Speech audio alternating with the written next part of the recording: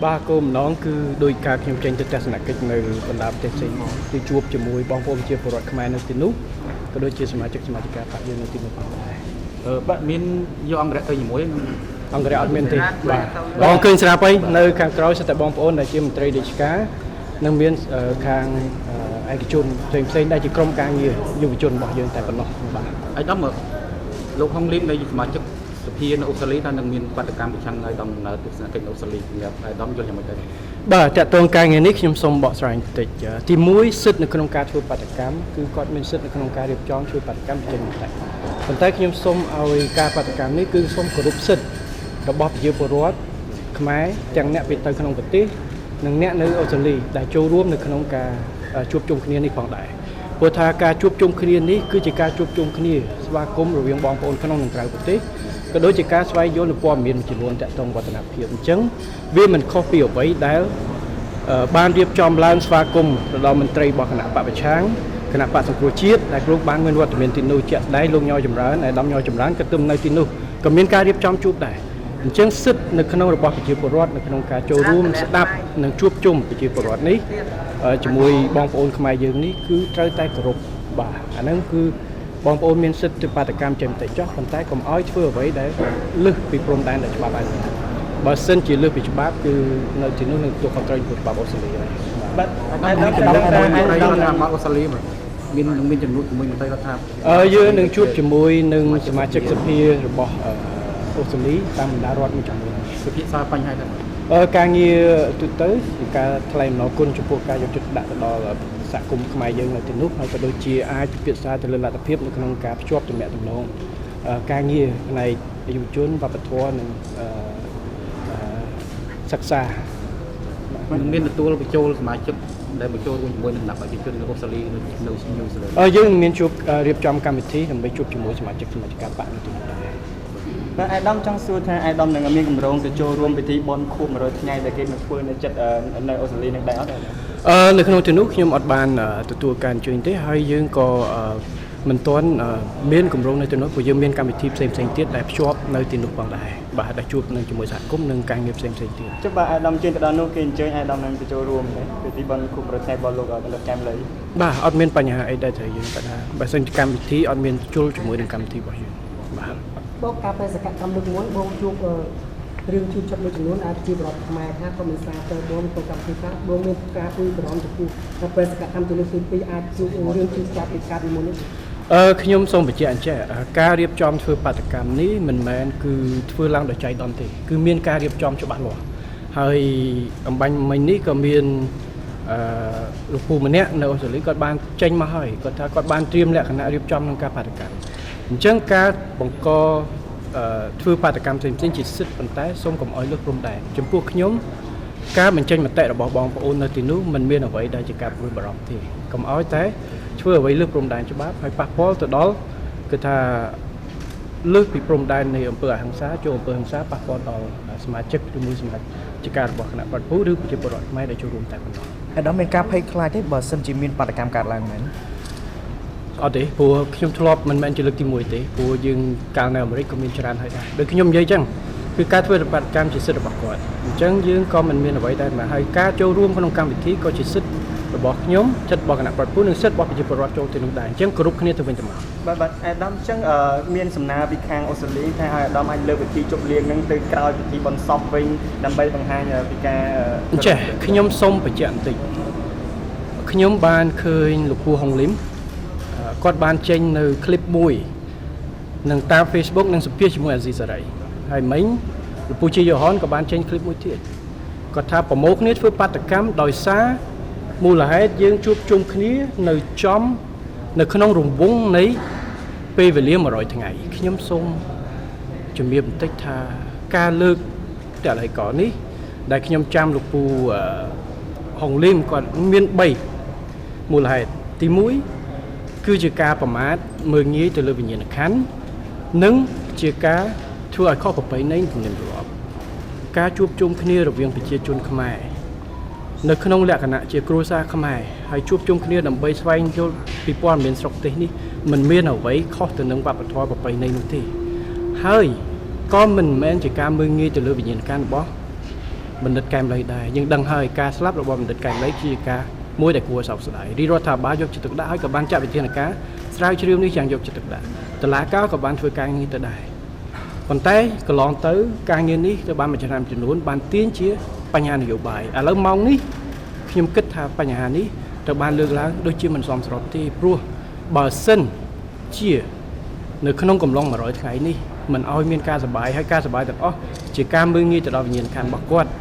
អញ្ចឹងប្រពៃណីរបស់យើងដែលបន់ជុំបិណ្ឌដែលប្រជាពលរដ្ឋទូទាំងប្រទេសទៅធ្វើទាំងក្នុងនិងក្រៅប្រទេសដែលមានការសប្បាយដើរលេងតើនេះជាការបំផ្លាញគឺការមើលងាយទៅដល់វិញ្ញាណក្ខន្ធឬទេលោកពូហុងលឹមខ្លួនឯងបានចូលរួមនៅក្នុងកម្មវិធីនៅថ្ងៃ30 6ថ្ងៃមុននេះឯងនៅ Annabella ហើយមានការរួមរែងជាច្រើនតើនេះមិនមែនជាការមើលងាយវិញ្ញាណក្ខន្ធលោកពូហុងលឹមបានមានប្រសាសន៍ថាដោយសារយើងធ្វើនៅក្នុងពេលដែលគាត់មិនទាន់ទាំងជូតទឹកភ្នែកស្ងួតផងប៉ុន្តែសកម្មភាពជាក់ស្ដែងនៅក្នុងការធ្វើនោះហើយនេះគ្រាន់តែជាសកម្មភាពមួយទេកម្មវិធីមួយប៉ុន្តែបើយើងឆែកទៅលើ Facebook របស់បងប្អូនជាច្រើននៅអូស្ត្រាលីគឺមានការអបអរសាទរផ្សេងនៅក្នុងពិធីបុណ្យទានឬមួយជួបជុំមិត្តភក្តិកម្មវិធីផ្សេងតើបងប្អូនទាំងអស់នោះមិនគោរពវិញ្ញាណក្ខន្ធរបស់បណ្ឌិតកែមលីឬយ៉ាងណា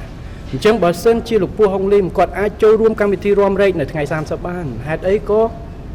គណៈប្រតិភូយុវជនរបស់យើងជួបជាមួយប្រជាពលរដ្ឋរាប់រយនាក់នៅនោះគ្មានសិទ្ធិធ្វើទៅជាការមើលងាយនៅវិញ្ញាណក្ខន្ធវិញតើនេះឬតើស្អីទៅដែលថាការកាន់ទុក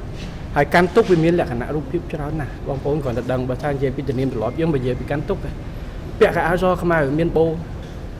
យ៉ាងហោចពាក់អាវខ្មៅមានបូសពាក់អាវសបូខ្មៅលោកពូហុងលឹមដែលគាត់ថាកាន់ទុកអត់មានទេអានេះខ្ញុំគ្រាន់តែលើកចំណុចតូចទេអញ្ចឹងបើលើកជាតលហិកនៅក្នុងការកាន់ទុកនេះយកមកដើម្បីធ្វើជាបាតកម្មនេះខ្ញុំថាមិនសមស្របទេព្រោះនេះជា double standard ដល់ទៅហើយគាត់ធ្វើបានអ្នកផ្សេងធ្វើបានហេតុអីក៏ប្រជាជនខ្មែររាប់រយនាក់ជាមួយយើងធ្វើមិនបានគ្រាន់តែជួបជុំគ្នាសាមគ្គីគ្នាហើយបើបណ្ឌិតកែមលីវិញ្ញាណក្ខន្ធគាត់ក៏មិនប្រកាន់ប្រឈមជាមួយនឹងខ្មែរជួបជុំខ្មែរក្នុងលក្ខណៈជាគ្រួសារដែរខ្ញុំជឿថានេះវាផ្ទុយទៅនឹងអ្វីដែលគាត់ចង់បានហើយក៏មិនមែនជាការខុសប្រពៃណីនឹងជាការវាយតម្លៃដែរទី2លោកពូហុងលឹមបាននិយាយថាប្រជាពលរដ្ឋខ្មែរដែលការរៀបចំនោះខ្ញុំសូមលើកអានឹងទៅចោះតាក់ទងទៅនឹងប្រសាសន៍របស់គាត់នៅលើ Facebook និងនៅលើ clip ដែលគាត់បញ្ចេញហ្នឹងតែប្រជាពលរដ្ឋខ្មែរដែលចូលទៅនោះសោកស្ដាយណាស់ដែលប្រជាពលរដ្ឋខ្មែរមួយចំនួនបានចូលរួមដោយសារគេឲ្យអាហារ free ខ្ញុំសូមបញ្ជាក់អញ្ចេះទី1ការរៀបចំនេះនៅលើ ticket មានហើយលើសបុតការបង់វិភាគទានម្នាក់$30ចូលរួមមានបងប្អូនខ្លះគាត់បង់លុយបងប្អូនខ្លះគាត់ប៉ាវមកតុកជួយឲ្យគ្នាគាត់អានឹងជាការបង់ប៉ុន្តែមិនមែនជាការហូប free ទេទី2រឿងតម្លៃមួយប៉ុន្តែការនិយាយដែលថាប្រជាពលរដ្ឋចូលដោយសាររបស់ free ជាការមើលងាយកិត្តិយសនិងសេចក្តីថ្លៃថ្នូររបស់ប្រជាពលរដ្ឋណាក្នុងនាមជាតំណាងរាស្ត្រម្នាក់លោកពូហុងលឹមគួរតែពិនិត្យថាលោកពូត្រូវឲ្យតម្លៃប្រជាពលរដ្ឋគ្រប់គ្នាមិនមែនតែប្រជាពលរដ្ឋដែលចូលនៅក្នុងកម្មវិធីដែលគាត់គ្រប់គ្រងហើយមិនឲ្យតម្លៃទៅលើប្រជាពលរដ្ឋដែលចូលកម្មវិធីដែលគាត់មិនគ្រប់គ្រងទេប្រជាពលរដ្ឋខ្មែរនៅគ្រប់កន្លែងទាំងអស់រាប់រយនាក់នៅ Melbourne ឥឡូវលើសចង់ប្រមាណតុកទៀតដែលគាត់រត់ទិញប៉ុន្តែយើងអត់មានកន្លែងរាប់រយនាក់ដែលគាត់ចូលតើគាត់លក់ឧត្តមកទេសរបស់គាត់ដើម្បីចូលទេខុសទេគ្រាន់តែគាត់ចូលជួបជុំខ្មែរគ្នាយើងចង់ដឹងចង់ឮពីដំណឹងវិវត្តរបស់ប្រទេសជាតិរបស់យើងតើនេះជាការលក់ឧត្តមប្រទេសឬទេហើយបើសិនជាការលើកដូចនេះជាការមើលងាយនៅបាទបើគាត់មិនគ្រប់គ្រងប្រជាជនខ្មែរនៅអូស្ត្រាលីមិនបាច់ចាំឲ្យគាត់ទៅ free ទេឲ្យគាត់$1000គាត់មិនទៅផងគាត់មានកិត្តិយសនិងសេចក្តីថ្លៃថ្នូររបស់គាត់អញ្ចឹងទៅដែលលោកពូហុងលឹមដែលមានប្រសាសន៍ថាប្រជាជនខ្មែរខ្លះជ្រុលជ្រើមទៅដោយគេឲ្យរបស់ free កាយា free នេះគឺជាការមិនឲ្យតម្លៃទៅគាត់ប៉ះពាល់ទី3ខ្ញុំឃើញប្រហោះថាខ្ញុំលើកអង្គរៈ30នាក់ទៅខ្ញុំសូមជំរាបចេះសំបីសម្ដេចនាយកគាត់ចេញទៅក្រៅអង្គរៈតែម្នាក់2នាក់ទេយ៉ាងច្រើន3នាក់ហើយខ្ញុំមានលទ្ធភាពណាទៅយកដល់ទៅ30នាក់វាអត់ចាំបាច់ខ្ញុំទៅមិនមែនទៅធ្វើសង្គ្រាមទេខ្ញុំទៅជួបជាមួយប្រជាពលរដ្ឋនៅទីនោះហើយបើមានការងារសន្តិសុខអីផ្សេងប៉ូលីសអូស្ត្រាលីអាជ្ញាធរគេមានហើយបើសិនជាមានអីដែលលើសពីច្បាប់ដែលគេទី2បើសិនជាមានលទ្ធភាពខ្ញុំទុកលុយនឹងយកទៅធ្វើ សាលាណាទៅព្យាបាលជួយវះកាត់បេះដូងជួយជីវិតមនុស្សវិញគាត់បើជាងដឹក30នាក់ទៅអូស្ត្រាលីញូហ្សេឡង់ចាយអស់ច្រើនណាស់មិនចាំបាច់ហើយមិនមែនជាការពិតហើយក្នុងនាមជាក្មេងម្នាក់ថាជាយុវជនម្នាក់ចុះខ្ញុំសូម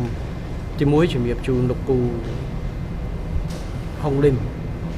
ខ្ញុំអត់មានអីទំនាស់ជាមួយគាត់ទេឆ្នាំទៅខ្ញុំជួបជាមួយគាត់យើងបានជួបគ្នានិយាយភាសាគ្នាទៅត្រង់មកអំពីការវិវត្តរបស់ប្រទេសជាតិទស្សនៈខុសគ្នាមែនប៉ុន្តែយើងអង្គុយជាមួយគ្នាខ្ញុំអត់មានអីប្រឆាំងមួយគាត់ទេ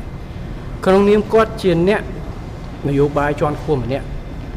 ជាកិត្តិយសរបស់ខ្មែរយើងដែលយើងខ្មែរយើងមានអ្នកនៅក្នុងសភាអូស្ត្រាលីការលើករបស់គាត់ព័ត៌មានរបស់គាត់សុំឲ្យមានមូលដ្ឋានច្បាស់លាស់សុំនិយាយព្រោះកម្រិតនៃអ្នកនយោបាយជាន់ខ្ពស់នេះហើយគឺអ្វីដែលនិយាយគឺប្រកាសតែផ្ដែកមានមូលដ្ឋានច្បាស់លាស់មិនអាចលឺនេះលឺនោះហើយបញ្ចេញ statement មកខ្លួនឯងទេអ្នកផ្សេងនិយាយគឺមួយប៉ុន្តែ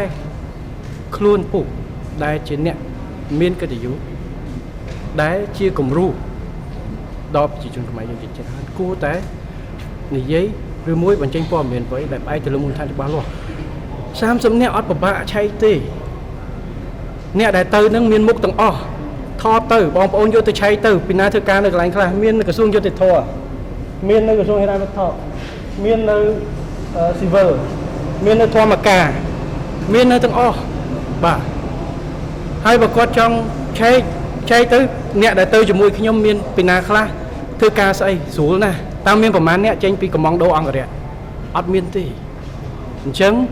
ព័ត៌មានដែលបង្កើតនេះគឺសូមផ្អែកទៅលើមូលដ្ឋានជាក់ស្ដែងគុំបង្កើតដើម្បី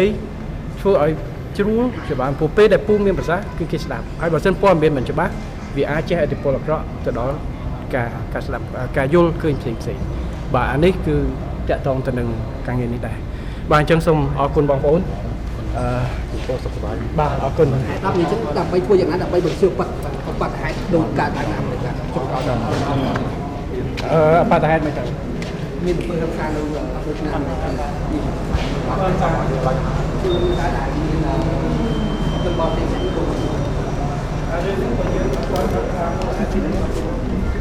អ្វីដែលយើងធ្វើនិយាយរួមខាងយុវជនរបស់យើងដូចនៅអាមេរិកយើងរកនិយាយទៅពាក្យខ្មែរឲ្យសង្ងំសក់ទេយើងទៅយើងដកចេញពីប៉ារ៉េតយើងមកធ្វើតែគ្នាយើងនៅទីនេះគេលើកគ្នាទៅមានបញ្ហាគេប្តឹងយើងឥឡូវប្តឹងទៀតឥឡូវចេញចង់ប្តឹងអីច្រើនទៀតតែយើងអត់មានធ្វើអីទាំងអស់បាទយើងអត់មានធ្វើអីទាំងអស់អញ្ចឹងមិនថាជៀសវាងមិនជៀសវាងគឺអាស្រ័យទៅលើអ្នកធ្វើខាងយើងគឺអត់មានអីទេអរគុណច្រើនបាទ